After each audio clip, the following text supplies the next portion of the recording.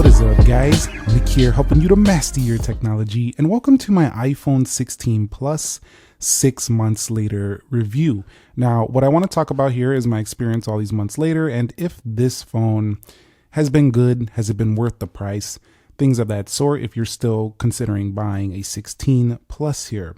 Now, the 16 Plus's price to value ratio is not amazing, and it's mostly down to not having a 120 hertz refresh rate. As I scroll through things in here, at this price, $900 plus, it should have that. I mean, there are Android phones in the budget section in your local electronics store that have a smoother refresh rate than this, and that is just laughable. Honestly, like, come on, Apple, let's get it together here.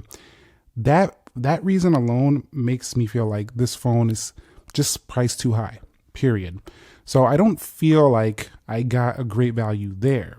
However, everything else, it has all the other ingredients to make this a good recipe for a solid option in the iPhone space, basically everything. So if they just add that one thing, which they plan to do, I believe, this year, we now have amazing iPhone options across the board. Let's talk about the body and build here. I love the lighter weight of this phone. It feels lighter than the 15 Pro Max of last year, and it feels lighter than the iPhone 16 Pro Max. I quite like that. I also do like that this phone has the 6.7 inch display. So the 6.7 inch has just felt like a really perfect size, I would say, for the iPhone. You know, some people think it's still too big, and it will be for a lot, but when it comes to big phones, I feel like this is pushing the limits. And while me personally, I do like even larger than this, you know, I think for like an everyone large phone, this is kind of like at the limit, if you get what I'm saying. Like, most people probably don't want to go much further than this. So it's been a good size. This one doesn't have the improved bezels, though, of the iPhone 16 Pro Max. So it kind of looks similar to the 14 Pro Max on the front here. And you also have the dynamic island carried over from the iPhone 15 and 15 Plus. So you still had it there, and you have it here. But what's been nice about this phone is the performance, not so much the slower refresh rate, but the actual speed of the phone itself is pretty good. Now, we are looking at slower animations, a little bit more relaxed feel here for iOS, but the actual chip on board is a powerhouse. It's an Apple A18 chipset clocked in at 4.04 gigahertz, and at 8 gigabytes of RAM, it now has support for Apple Intelligence. So that makes this phone really quite a good deal if you didn't want to buy a 16 Pro Max, but you wanted a big phone with a large battery, with a nice display. This is still a solid option for that person. When you do compare this to the 16 Pro Max, you are saving quite a bit. I also got used to using the camera control button, and I quite like it just for taking a photo. I'm still not on board with the, you know, this capacitive. To me, this is just slow to do things like this, but you know, I didn't really get used to that, but I did get used to just like wanting to take a quick photo like that and just going like so. So even to just pop it open as a quick camera control button, you know, it's been pretty good. However, the capacitive slider thing is a little bit finicky. That hasn't really stood out to me. I've really enjoyed, though, the teal colorway. This has been a really quite a unique looking color. One of the better, I think this might be one of the better looking colors of the entire 16 lineup. This along with that purple color on the iPhone 16 as well. They just haven't been doing super nice colors over the past couple of years. So this one stood out to me a little bit more than some of the other options. But yeah, overall, you know, IP68 dust and water resistance, aluminum build, it just feels clean. It feels nice and premium.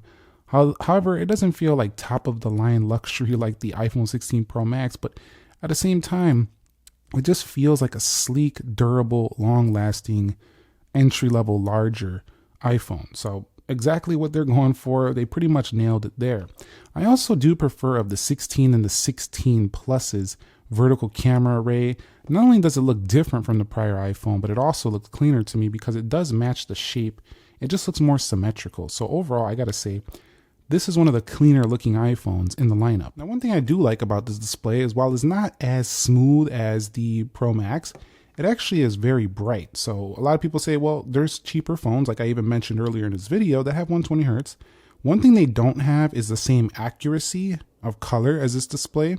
They also don't have the same like thinner bezels. This does have pretty thin bezels compared to a lot of phones that are going to be much cheaper but still have 120 hertz. They also don't have the same brightness outdoors. So this one actually does a very good job with the brightness outdoors. It's pretty close to even the other 16s. But there are competitors that do get brighter. At the same time, this phone does a really good job outdoors with auto brightness enabled. So my thing with this display is kind of bittersweet. Like, I enjoy the core elements of what this display is, but I don't enjoy, let's just be real and very simple, I don't enjoy 60 hertz anymore. I'm over it. This phone feels like it scrolls like an iPhone 12 Pro Max or an 11 Pro Max. I understand the person that they're buying this phone probably doesn't care, but that doesn't give it an excuse not to have it. The 15 Plus, okay, we're kind of pushing it there with the 14 Plus and the 15 Plus. Even the 15 Plus should have had it. This one though, come on. This should have definitely had it. This would have been a knockout hit. And I think Apple is probably a little bit nervous that it might cut into the 16 Pro Max. But when you have dual camera, you don't have the thinnest bezels, you don't have the largest display. No, people are still going to buy the Max. And the people who want a little bit of a better price are just going to buy this one. I don't believe that with the lack of the furthest zoom, it's going to stop the top of the line one from getting as many sales, because 10x is just not a lot of zoom anymore. Like, you can just leave 10 or 12x on here and then go to the 120 hertz. It's just a standard feature at this point. Like, I can't make a video anymore without talking about this. That is the Achilles heel of this phone. So far, I have been just basically ranting about the lack of that, but like I say, bittersweet, because I think everything else about this phone is freaking sweet. I love the way it feels. It's clean. It's nice. It's got the action button right here. So if we go ahead and hold that action button, we can launch things like the camera I have there. If we go over here to settings, we have the action button customizable things. You could use magnifier, controls, accessibility. It's just nice to have these higher end features on this phone. If I go over here to Apple Intelligence and Siri, while this one can be a little bit weaker to me than the integration of like Gemini and ChatGPT on Android phones, they do have some ChatGPT extensions available, so it's still useful on this one. And the visual control button, the visual intelligence over here, where you can ask things and integrates this with ChatGPT, has been quite useful. So I do like that. You also have Image Playground, which is fun to play around with, but hasn't been a deal breaker at all. It just hasn't been a game changer either. The intelligence stuff is an add-on right now. I wouldn't say gimmicky, but just not polished enough yet. It's just beta. It even says it right there, beta. It just doesn't feel like it's prime time right now, but they're useful. I feel like we're just testing this out right now, but in a couple of years, it's going to be a much more Apple intelligenced out type of phone experience coming soon. Other than that, the other areas of software feels about the same. Very polished, great applications, super good updates. This is one of the main reasons why this phone would still be purchased even over maybe an S25 Plus or something like that for some people, because they just simply prefer the iOS experience. So you would be surprised, but some people would actually pick this over a competing Pixel 9 Pro XL or even a S25 Plus, just because of the iOS experience. So software's been good. Recent updates have really improved battery life. And iOS is just simple. You get used to it. And while Android is simple as well, iOS is just very polished. It's consistent. It just matches up very well with Mac OS, iPad OS, as well as the watch. The whole experience is just works. That's just the way to put it. It just works. So that's how I feel about the software with this one, just like the other iPhones months later. I do like that you get to experience it on a larger phone here instead of paying over $1,000 though, because you could get this at $899. Depending on where you look, you might be able to get it even cheaper. One thing I like about this phone as well is that the 8 gigabytes of RAM gives this longer longevity than my 15 Plus. So I feel like people got the 15 Plus, kind of lost out on some of the better features. Also not integrating the Apple Intelligence. That phone feels super dated already. But this one only gets one less GPU core. So if you do want to play games on here, for example, it doesn't really matter what you're playing. It's going to perform well because it still has a 5 core. It's not going to have the 6-core GPU, and it's not going to get quite as good of heat management as, say, the 16 Pro Max, but It's not horrible. You know, it doesn't get too hot. When you are first setting up the 16 Plus and you start downloading all your apps, you start playing the game right away, and you're charging the phone at the same time, you are going to see a little bit of warmth. And this game is probably doing some resource downloading, but generally I haven't had a major issue with any of my casual games, any of my little bit more intensive games. And I don't really even think about the 60 hertz when I'm just kind of consuming or doing something. It's just when I'm scrolling around and navigating, I definitely tend to notice that. So yeah, you're going to have a solid performance in the gaming area as well, just not even close to the best. So one of the things I talk about is this is cheaper than the 16 Pro Max. You've been hearing me mention that. But one of the things that's not good about this phone is that if you go over here to get that cheaper price, you get this 128 gigabytes of storage. And this, let me tell you folks, this right here is just not a good starting storage at this price tier. It's just too little. You know, you do 4K videos, people are not always managing their storage, taking things off their phones, and we use our phones very heavily these days compared to years past when you could get by with 16 or 8, even 64 gigs. This should start at 256 gigs in this price range for sure. We're talking $900 here, plus tax, you're close to $1,000. With a case, you're over $1,000. So if you want to get this phone, keep in mind that you have to actually pay a bit more if you want a more manageable storage tier. At 256 gigs, you are going over $1,000, over $1,000. So definitely this phone right here, not a fan of the lower starting storage tier. So 6 months later, I have found the cameras to be amazing in pretty much all aspects except one, and that's going to be the zoom. So let's go ahead and pop it open here. Every time I take a photo, I get really good results. We also have macro mode, which I don't believe was available on some of the previous pluses. You have the ultra wide, which is important. And then you have 2x zoom. Now, I do think the target customer who's not looking for a pro experience, 2x and 10 times will be enough, but 15 times was available before. So this is still quite low. And, you know, people do, even regular people are going to go to like a baseball game. They're going to go to a basketball game. They're going to go to their kids' soccer practice. They might be sitting in the bleachers. You know, they want to zoom in on stuff. So this still might not be enough reach for certain people. So they could still go 15 times to improve the next Air or Plus or whatever they want to call it. But on the whole, the results for this price tag are pretty good. We're getting pro level results without calling this a pro phone. Pro for a phone. I mean, clearly a pro camera like the one I'm using here is going to do much better than any of these darn smartphones. But you get what I'm saying. Like, you can download the pro apps. You can get professional work done. You can download Luma. You could download Final Cut. You can play around and you could get stuff done just like you would on the iPhone 16 Pro Max. So overall, I've been pretty happy with these. They don't really suffer in any major area, and they have great applications, third-party camera applications to match.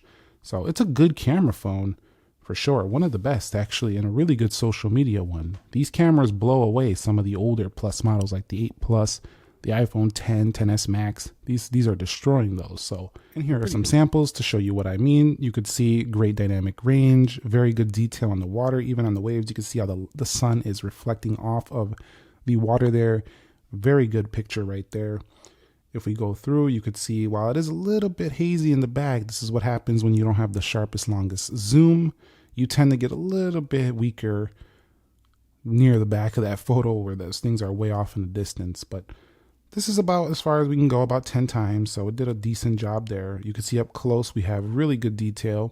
You could even see things like the little lines in between the paint right there. It's incredibly detailed up close. So you'll have a very solid option. So this camera tends to really impress for the most part. It's just that zoom could be a little bit longer. What I really liked about this phone over my time using it though is that it feels like I have almost everything without having everything, if that makes sense. I paid $300, $400 less.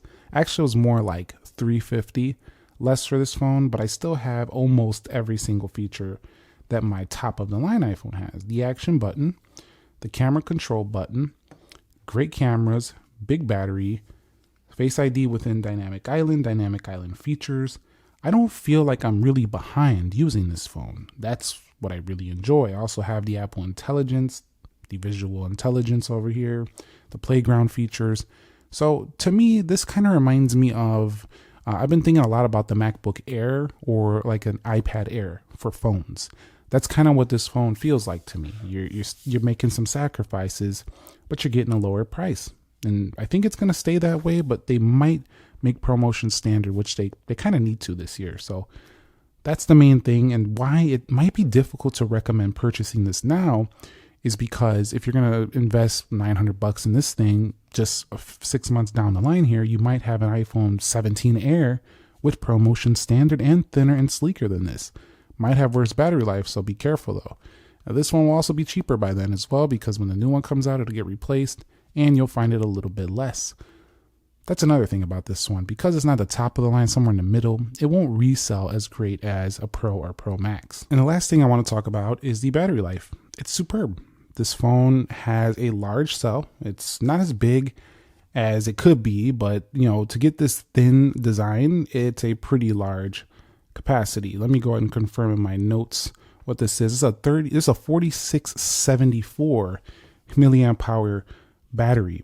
It charges at 25 watts, which is not the fastest, but it's not horribly slow either. This is MagSafe that I'm talking about. If you want to go just pure wired charging, you're going to get about 50% in 30 minutes. Wireless is at 15 watts. So yeah, this one right here, and it's not the fastest charging. It doesn't come with the charger in the box as well. So do keep that in mind. You have to buy your own charger separate if you were to buy this. But to wrap it up here, after 6 months of owning this device, it's a really nice phone, bro. Like it is. I love the teal color. It feels like a high-end phone with one sacrifice. And you know what that is. I'm not going to repeat myself for the 50th time. We talked about it. So would I recommend it now? Yes, only if you guys aren't planning on wanting to buy like the 17 Air or the 17 Pro Max. If you're into tech and you want to get the best of the best, you might want to consider just getting a 15 Pro Max instead of this. Try to find that phone because you can find it at the same price. But if you want a fresh, brand new phone from the store and you want it under $1,000 or right at that $1,000, you don't want to go $1,300 for a Pro Max, this is a solid option and it can definitely last you 5 to 7 years for sure. So thumbs up if you enjoyed it, subscribe if you haven't already, and let me know your thoughts on the 16 Plus. Have you guys picked up one?